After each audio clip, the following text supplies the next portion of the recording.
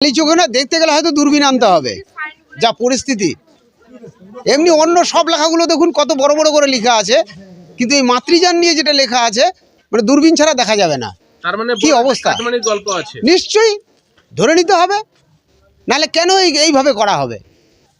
কেন জনগণের স্বার্থে এটা বড় করে প্রিন্ট করে দেওয়া হলো না?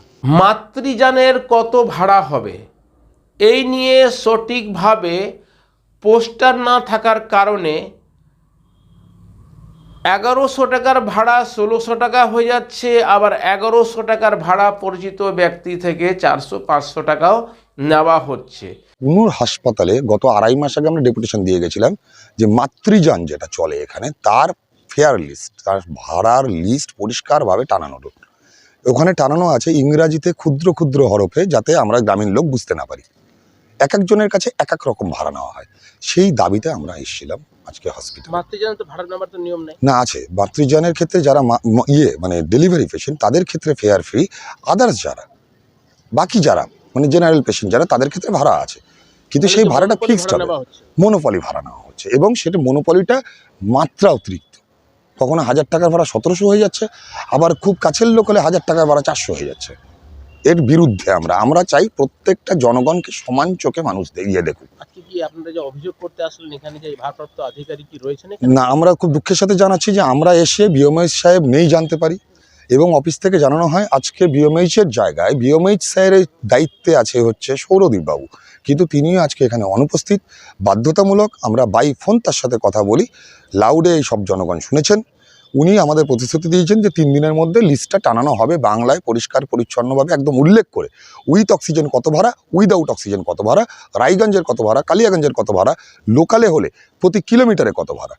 কিন্তু তিনি আজকে বিএমএইচ যে অ্যাক্টিং বিএমএইচ আজকে যিনি আছেন সৌরদীপ বাবু, তিনি আজকে হসপিটালে উপস্থিত নেই। এইভাবেই চলছে। হ্যাঁ, কুনুর হসপিটাল মোটামুটি আমি আজকে দেখলাম যে এইভাবেই চলছে। বিগত দিনে আমি কোনোদিনও এইরকম পরিস্থিতির মুখোমুখি হইনি, আজকে দুঃখজনকভাবে এই পরিস্থিতির মুখোমুখি হতে হবে। নিশ্চিতভাবেই যদি আমাদের জনগণ যদি বঞ্চিত হয়, আপনি আমার ব্যানার দেখেছেন, আমাদের ব্যানার, আমরা কুনোরবাসীদের ব্যানার পরিষ্কার, আমরা কুনোরবাসীর পক্ষে জনগণের স্বার্থে লড়াই করতে নেমেছি। জনগণের স্বার্থ যেখানে যেভাবে বঞ্চিত হবে সে জায়গায় আমাদের টিম লড়াই করবেই করবে। সেটা বৃহত্তর হবে না ক্ষুদ্রতর হবে না কিভাবে হবে সেটা আমরা পরিকল্পনা করে নেব, কিন্তু আন্দোলন চলবে। কোথাও কোনো বঞ্চনা আমরা স্বীকার করব না। এছাড়া কুনোর হাসপাতালে সঠিকভাবে চিকিৎসা পরিষেবা সহ বিভিন্ন অভিযোগ নিয়ে কুনোরবাসীর পক্ষে জনগণের স্বার্থে একটি লিখিত অভিযোগ করা হয়।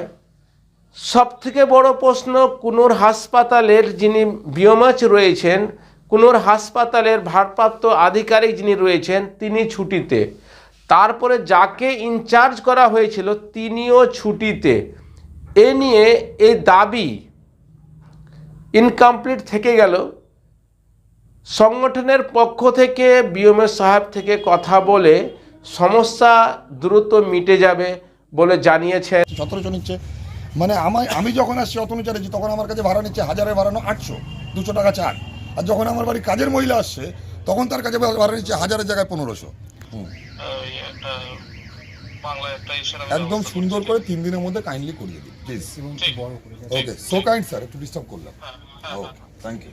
এখন দেখার বিষয় কতদিনের মধ্যে কুনোরবাসীর পক্ষে জনগণের স্বার্থে যে দাবি রয়েছে সমস্যা মিটছে। অপেক্ষায় থাকছে সমস্ত দর্শককে ধন্যবাদ। আমি হরেন্দ্র, নমস্কার।